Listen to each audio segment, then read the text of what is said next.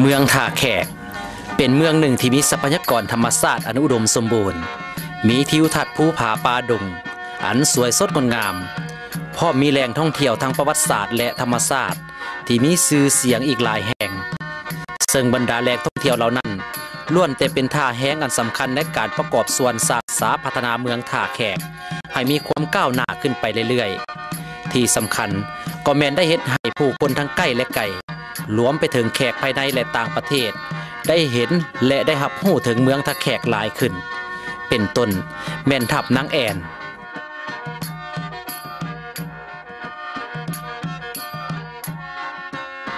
พระธาตุสีโคตะบอง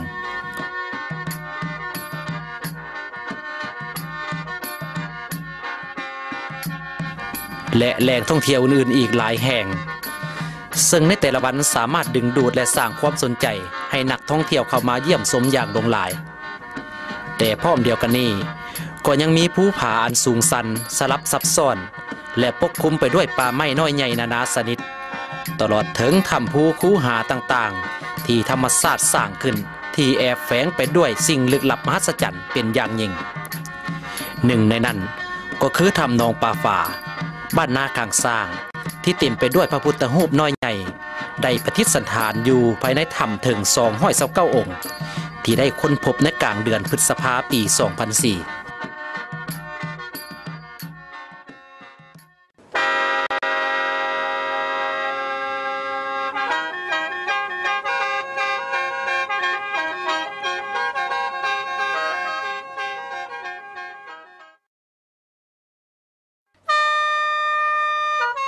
ท่านสามารถเดินทางสู่ถ้ำหนองป่าฝ่า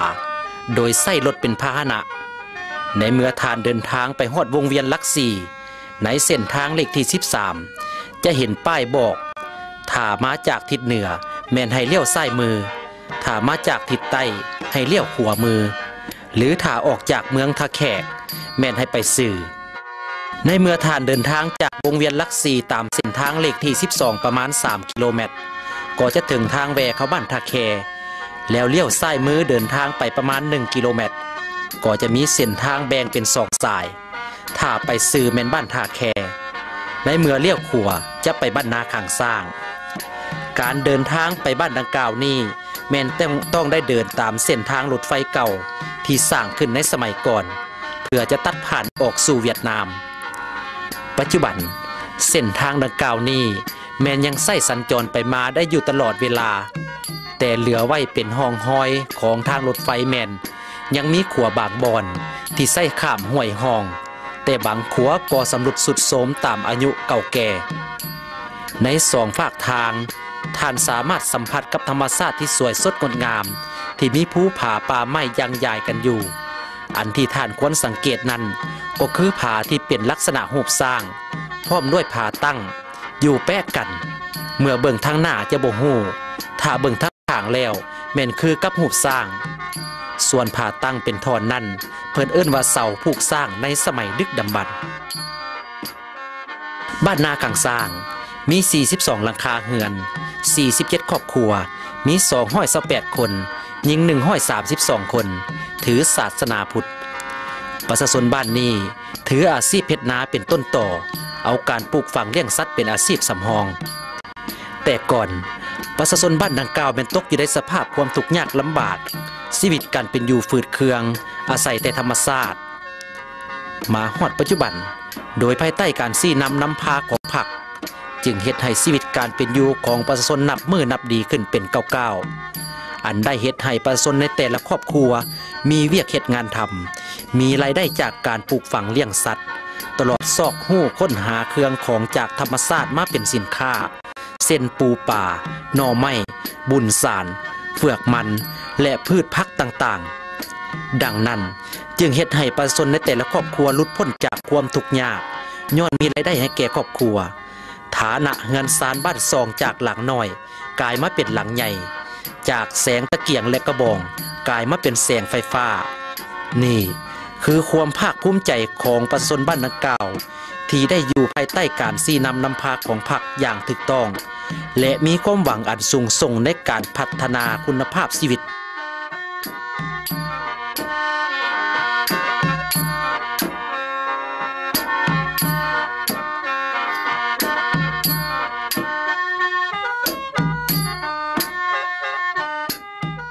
ในเมื่อท่านอยากเบิ่งธรรมชาติที่สวยงามชมวัตถุโบราณที่มีค่าบูชาพระพุทธรูปที่เก่าแก่ท่านก็เดินทางออกจากบ้านต่อไปอีกประมาณ3 กิโลเมตรตลอดระยะเส้นทางนี้ถ้าไปในยามฤดูฝนแม่นพบกับความยุ่งยากหลายเพราะเป็นเส้นทางที่ประชาชนเฮ็ดพอได้เที่ยวไปนาทำมาหากินบางบ่อนแม่นไปตามทงนาบางบ่อนก็เข้าป่าเป็นบวกเป็นคุมถ้าตกยามฤดูแล้งแม่นพอไข่แดแต่ปัจจุบันนี้เส้นทางไปถ้ำหนองปลาฝาแม่นกำลังบุกเบิกอยู่เพื่อเฮ็ดให้เส้นทางเป็นเส้นทางถาวรไปมาเที่ยวชมพระพุทธรูปนั้นได้อย่างสะดวกสบายในเมื่อท่านเดินทางฮอดบริเวณถ้ำมหัศจรรย์แล้วก็จะเห็นธรรมชาติที่สวยงามอ้อมรอบไปทั่วบริเวณเบิ่งแล้วคือบ่มีทางออกไปทางทิศใดได้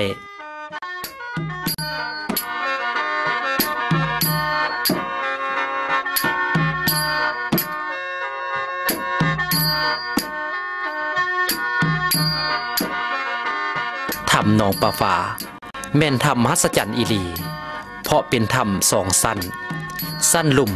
จะเป็นปากถ้ำกว้างมีน้ำลอดออกมาจากทางในบริเวณปากถ้ำจะเป็นอุโมงค์มีน้ำลึกประมาณ5 เมตรยาวเข้าไปทางในถ้ำประมาณ100 เมตรในเมื่อท่านขี่เรือเข้าไปทางในประมาณ15-20 เมตรสายน้ำลอดถ้ำนี้ก็จะแบ่งออกเป็น2 สายที่แยกกันออกไปทางทิศเหนือและลงทางทิศใต้แต่หูถ้ำดังกล่าวนี้แม่นบ่สามารถสอดออกไปทางทิศใดได้ประชาชนที่อยู่แถบนี้แม่นได้อาศัยถ้ำหนองปลาฝานี้เป็นบ่อนทำมาหากินเพราะว่าหนองดังกล่าวมีปูปลาน้อยใหญ่หลายชนิดอยู่อย่างหลงหลาย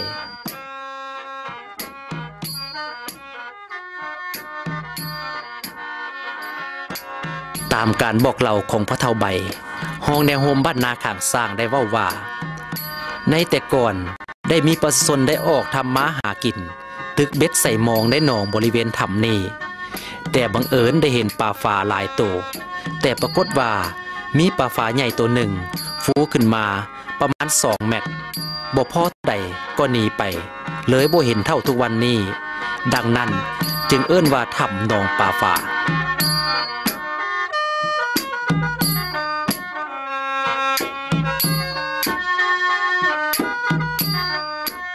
ถ้ำสั้นที่2ที่ห่างจากปากถ้ำสั้นลุ่มขึ้นไป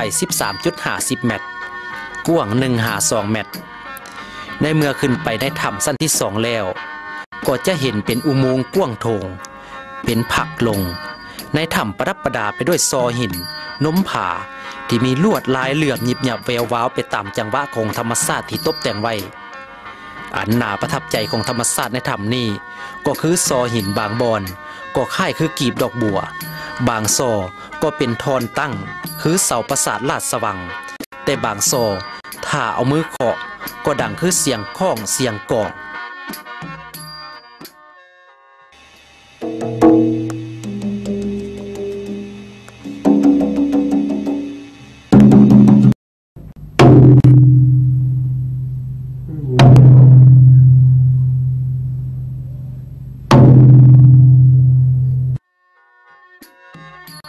ถ้ำสั้นที่2นี้ยาวเข้าไปทางในจนสุดหูถ้ำแม่นมีถึง137 เมตรกว้างบางบอน5 เมตรบางบอน10 เมตรนอกจากความสวยงามของธรรมชาติภายในถ้ำนี้แล้วอันที่ลึกลับมหัศจรรย์นั้นคือถ้ำแห่งนี้ได้มีพระพุทธรูปน้อยใหญ่ได้ประทับอยู่คู่กับวัตถุโบราณอันเก่าแก่อีกหลายอย่างซึ่งสังเกตเห็นได้ว่าเป็นวัตถุโบราณของมนุษย์รุ่นก่อนเป็นผู้สร้างขึ้นถ้ำหนองปลาฝามีพระพุทธรูปประดิษฐานอยู่ทั้งหมด229 องค์ในนี้มีพระคำ16 องค์ที่มีองค์ใหญ่สุดสูงถึง 21.2 ซนหน้าตักกว้าง 9.7 ซนมีน้ำหนัก580 กรัมและมีพระคำกลางและน้อยที่มีความสูงแต่ 6.3 ซนหา 20.2 ซนมีน้ำหนักแต่450 กรัมพระทองมีทั้งหมด61 องค์โดยเฉพาะแม่นพระทององค์ใหญ่ที่มีความโดดเด่นนั่นคือได้มีหอยสัง พร้อมด้วยลูกแก้ว1 หน่วยยองอยู่ในฝ่ามือพระทององค์ใหญ่นี้มีหลวงสูง 1.71 เมตรหน้าตักกว้าง85 เซนติเมตรมีน้ำหนักถึง100 กิโลพร้อมด้วยพระทองกลางและน้อยอีก60 องค์สูงแต่ 18.3 เซนติเมตรถึง 79.8 เซนติเมตรมีน้ำหนักแต่600 กรัมหา62 กิโลกรัมส่วนพระเงินมีจำนวน134 องค์มีองค์ใหญ่สุดสูง 37 เซนติเมตรมีน้ำหนัก 3.1 กิโลกรัมและมีพระเงินกลางและน้อยสูงแต่ 16.6 เซนติเมตรหา22 เซนติเมตรที่มีน้ำหนักแต่500 กรัมถึง650 กรัมนอกจากพระคำพระเงินและพระทองนี่แล้วก็ยังมีพระเทศด้วยไม้อีก15 องค์และมีพระหินอีก3 องค์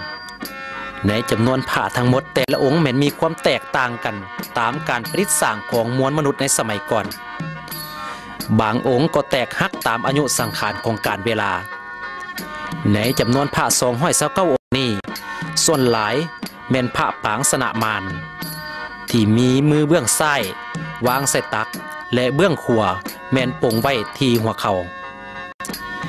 แต่สิ่งที่สวยงามอีกอันหนึ่งแบบบ่เคยเห็นมาก่อน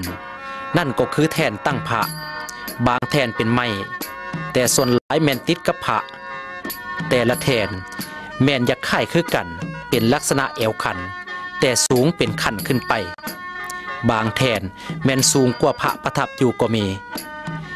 แต่ในบริเวณที่พระพุทธรูปประทับอยู่นั้นเป็นลักษณะทอนกลมยาวคดโค้งโงเงไปตามลวดลายของการประดิษฐ์ขึ้น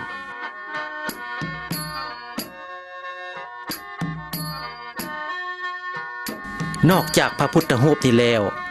ก็ยังมีสิ่งวัตถุโบราณอันเก่าแก่อีกหลายอย่างเช่นพางหาดขึงซิงเล็กบาททองปอกปูนขันหมากน้ำเต้าทองเสกสัตว์ไหไฟโฮงเทียนทองกระบวยทองยกแก้วและอื่นๆอีกพร้อมเครื่องมือก่อสร้างอีกจำนวนหนึ่งอันที่สำคัญของวัตถุนี้ก็คือหีบ2 หน่วยที่บรรจุหนังสือผูกใบลานอันเก่าแก่หรือเอิ้นว่าคัมภีร์แต่อันที่ผู้คนไปเห็นแล้วแม่นได้พร้อมกันตั้งคำถามว่าถ้ำแห่งนี้คือมีผู้คนมาบรบัดรักษาเพราะเบิ่งแล้วแม่นสะอาดสวยงาม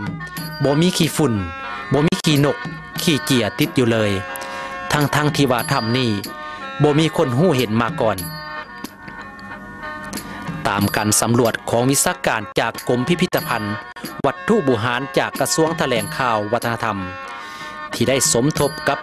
วิชาการของแผนกแถลงข่าววัฒนธรรมแขวงขมวนได้สันนิษฐานว่าพระพุทธรูปและสิ่งวัตถุโบราณอันเก่าแก่ทั้งหมดนี้แม้นจะสร้างขึ้นในสมัยเจ้าอนุวงศาเฮืองอำนาจอยู่ประมาณ300-400 กว่าปีแต่ยังบ่ฮู้ว่าพระดังกล่าวมาจากไสไผเป็นผู้สร้างแม่นยังบ่มีไผสันนิษฐานได้อย่างจะแจ้งเถื่อแต่ตามการ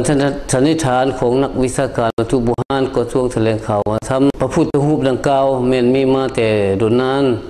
อาจจะแม่นสร้างขึ้นในระยะเจ้าอนุวงศาเฮืองอำนาจในระหว่างพ.ศ. 1810เป็นต้นมาพระพุทธรูปดังกล่าวแม่นตระกูลสร้างพระอยู่ในวังเจ้าชีวิตแต่ก็บ่อาจมีไผบอกได้จะแจ้งชัดเจนว่าพระนี้ได้มาจากไส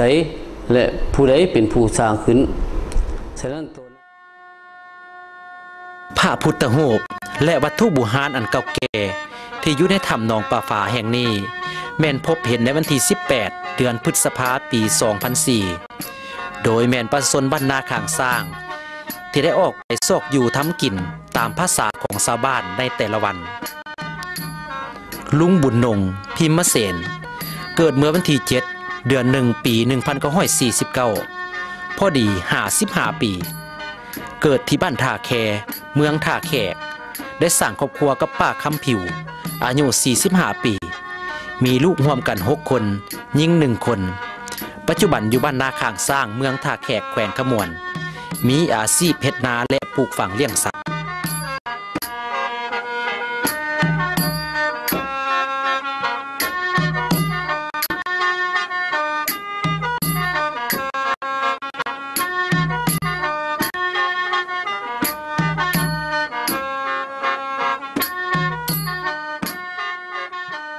ก่อนจะมาเห็นพระพุทธรูปลุงบุญนงได้เล่าว่าในแต่ละวันตนเองได้ออกไปซอกหากินตามธรรมชาติโดยเฉพาะก็แม่นตามภูผาป่าดงห้วยหนองคลองบึงต่างๆแต่ในมือหนึ่งลุงได้ไปหากินอยู่ที่บริเวณถ้ำหนองป่าฝาพอดีเห็นเจียบินไปมาเลาะเลียบตามหน้าผาเข้าออกในหูถ้ำเบื้องถึงลุงจึงมีแนวคิดอยากได้เจียนั่นมาบริโภคเป็นอาหารเมื่อคิดไปมาหน่อยหนึ่งก็เลยแนมเห็นเครือไม้แสนพันที่กอดเกี่ยวกกไม้ล้ามอยู่ตามหน้าผาจึงตัดสินใจลองเบิ่งโดยจับจองเครือไม้นั้นขึ้นพอถึงหูถ้ำสั้นถึงลุงนงจึงส่องเข้าไปทางในหู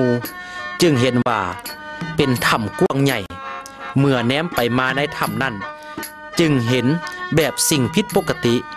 ลุงจึงตกใจอย่างแหงว่าแม่นอย่างแท้เมื่อเป็นเช่นนั้นแล้วจึงกลับลงมาเพื่อเมื่อบอกชาวบ้านจากนั้นบรรดาในบ้านเฒ่าแก่แนวโฮมจึงได้พร้อมพากันขึ้นไปเบิ่งแต่ก็ขึ้นไปตามเครือไม้ที่ลุงนงขึ้นทำอิฐนั้นพอพาขึ้นไปฮอดอุโมงค์ถ้ำจึงรู้ว่าถ้ำแห่งนี้กว้างโถสะอาดสวยงามเมื่อเอาไฟฉายเยื้องกวดเข้าไปมาจึงเห็นว่ามีแต่พระพุทธรูปน้อยใหญ่พร้อมสิ่งของวัตถุบูชาที่เก่าแก่ยังใหญ่อยู่อย่างหลงหลายในหูถ้ำแห่งนี้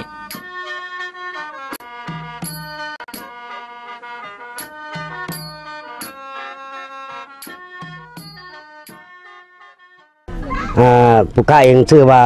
บุญนงพระเฒ่าบุญนงอายุ55 ปีเกิดอยู่บ้านในแคแล้วก็มาเอาลูกกับเมียอยู่นั่งข้างสร้าง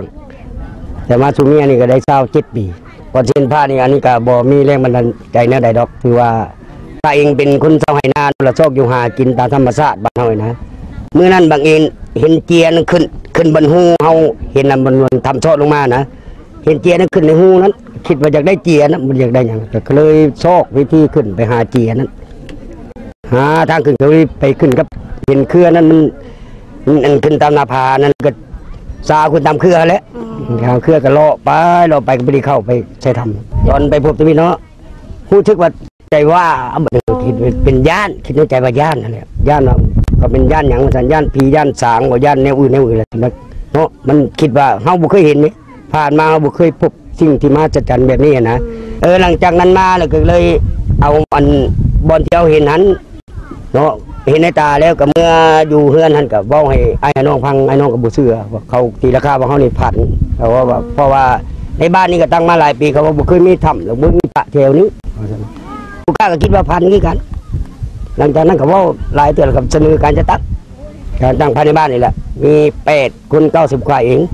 ขึ้นมากวดผ่านี่ก็ขึ้นตามเครื่องคือเก่าในบริษัทเหตุขันใดอย่างไรอันนี้เว้าแบบภาษาบ้านเฮาเนาะคนเว้าแบบงงๆเพราะว่าคนลาวเขานับถือศาสนาพุทธไม่ล่ะเนาะก็ต้องคิดว่าต้องมีผู้รักษามีผู้ปกปักรักษาเพราะว่าอยู่ในหันแล้วมันจะบ่มีอันแนวเปื้อนนะสะอาดแล้วก็แบบเฮาคุณเฮาปัดอยู่คู่มือสันต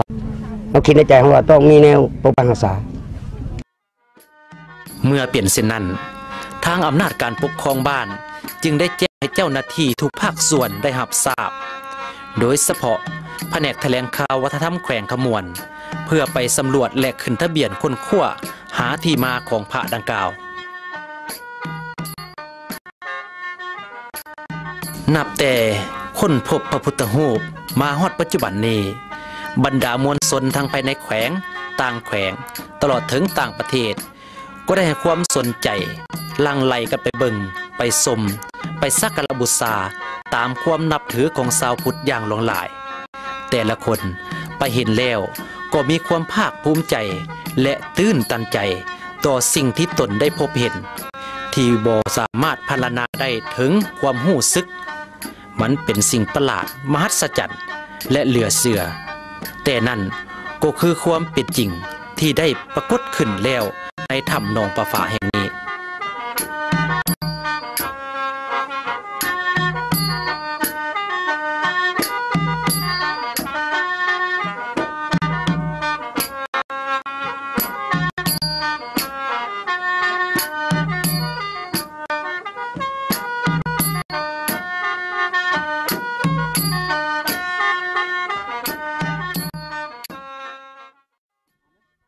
ขอถามซื้อก่อนเนาะมีซื้ออย่าง น้องมีชื่อว่าน้องแบะ มาเต้ค่ะแข่งใด แขวงสวรรณเขต แสดงว่ามาไกลพอสมควร เจ้า และด้วยแห่งบันดาลใจอันใดจึงมาสถานที่แห่ง อยากมากราบเพิ่นนั่นแหละชื่อทูบชื่อเทียนมากราบเพิ่น ได้ยินข่าวลือบ่หรือว่าจังใด ก็ได้ยินข่าวเขาว่าวัดศักดิ์สิทธิ์จึงอยากมากราบ เหล็กการขึ้นเป็นนี่เพราะว่าประจนภัยปีนขึ้นนี่ประมาณ15 เมตรเลยคิดว่าสิขึ้นไปฮอดบ่ ก็อยากลองเบิ่งนี่แหละจักสิมีบุญฮอดบ่ เจ้าก็ขอจะถามอ้ายมาแต่ใส่นอกเพลงใด มาแต่เคยเอาเองแล้วเคย เพลง ม่วน ขมวน นั่นแหละ โอ้หินข้าวซาลือมาแต่โดนหาประมาณนี้บ่หรือว่า มา2 เทื่อแล้ว สองเทื่อแหละ นั่นแหละ2 เทื่อ จุด นี้ ประ นะ สงค์นี่มาเพื่ออย่าง มาบูชา บูชา พระนั่นแหละ แต่ท่านตามสันนิษฐานนี่ท่านคิดว่าเป็นคือใด คิดว่านั่นแหละคิดว่าเป็นสิ่งที่ศักดิ์สิทธิ์นั่นแหละอยู่นี่นะหลายคนก็ทราบลือกันว่าเป็นบ่อนศักดิ์สิทธิ์ก็มาคารวะบูชาเพิ่นนะ ๆมากันหลายคนบ่ นั่นแหละมาหลายคน เอาขอขอบใจหลาย ครับ ๆอยากถามว่ามาแต่แข่งใดเนาะ มันได้แข่งกันเพิ่นนคร มาแต่กำแพงนครโอ้มาตั้งแต่ไก่ เป็นยังไงขึ้นไปสัมผัสกับท่านมีอย่างที่ประทับใจ นี่หยังจะมีหลายๆแนวงามมีพระหลายแล้วก็มีหินย่อยหินงอกงามๆแต่ว่าเสียอย่างเดียวไฟบ่มี ด้วยแหงบันดาลใจอีกอย่างที่ว่าพากันเดินทางมาแต่ไกล โอ้ยเห็นเพิ่นว่ามีพระศักดิ์สิทธิ์มีพระเท่านั้นเท่านี้องค์ขึ้นไปก็มีแท้ มีแท้แสดงว่าเป็นความจริงเนาะมาทำกันกับคนนี่นะ มาครอบครัวเป็นทั้งพ่อปู่แม่ย่ามาเบิด 7-8 คน และมาแล้วคิดว่าอยากพาครอบครัวมาอีกบ่เรือว่าจังใดอยาก ถ้ามีโอกาสจะพาอีก แล้วหนทางมาเด้เป็นคือว่าเป็นจังใด โอ้ยากว่ะ แต่คำถามว่าใจเอากันบ่เป็นหยัง มาเห็นสิ่งศักดิ์สิทธิ์แบบนี้แสดงว่าคุ้มเนาะเจ้าเอาขอบใจหลายๆ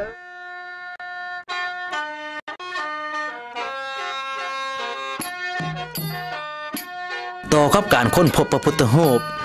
ดังกล่าว ถือได้ว่าเป็นวัตถุโบราณอันล้ำค่าของศาสตร์เป็นการประดับให้เกียรติและซื้อเสียงของบ้านนาคางสร้าง ก็คือแขวงขมวนของพวกเขาที่มีความสดชื่นแจ่มใสขึ้นตื่มขมวนก็เป็นดินแดนอริยธรรมอีกแห่งหนึ่งของประเทศ วัฒนธรรม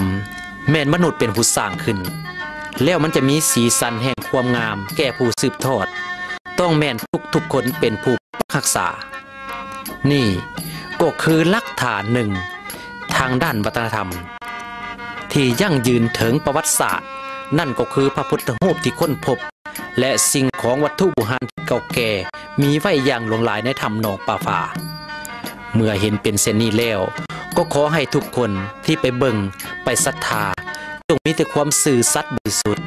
อย่าคิดไปแนวสิ่งที่บ่ดีอย่าคิดโลภมากโลภาเพราะพระพุทธรูปและวัตถุโบราณอยู่ถ้ำแห่งนี้แม่นทรัพย์สมบัติของปวงชนทั้งชาติ